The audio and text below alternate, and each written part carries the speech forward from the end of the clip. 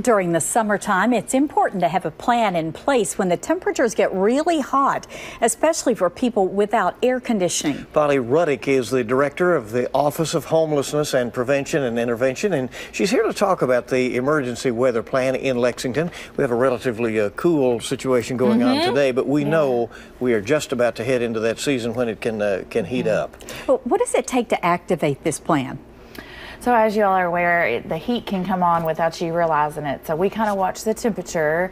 The temperature that we have set for our plan is 95 degrees, not the heat index, because that, as we know, in Kentucky can get up to 98 over 100.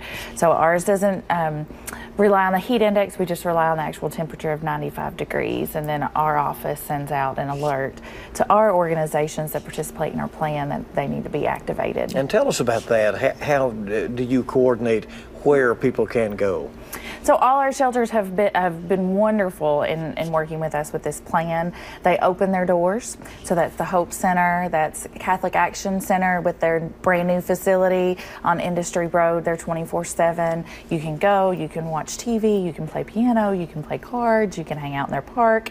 The New Life Day Center on Martin Luther King opens their doors. So there's several day centers that become available to folks who want to get into some air conditioning and cool off.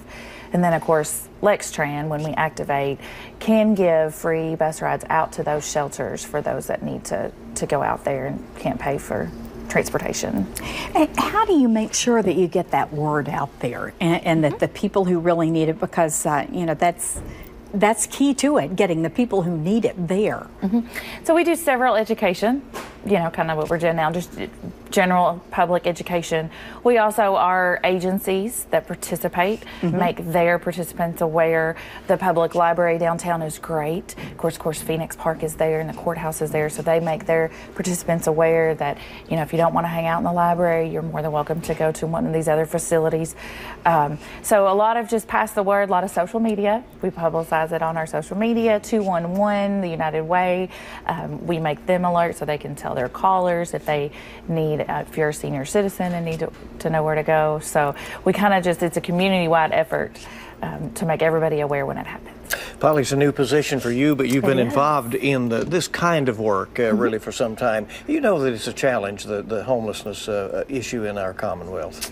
It is an issue, but I'm very proud of Lexington for what they've done, and my predecessor in this office for what he's managed to accomplish. And we know that housing solves homelessness, and if we can get them in some housing and get those supportive services around them, they'll be successful.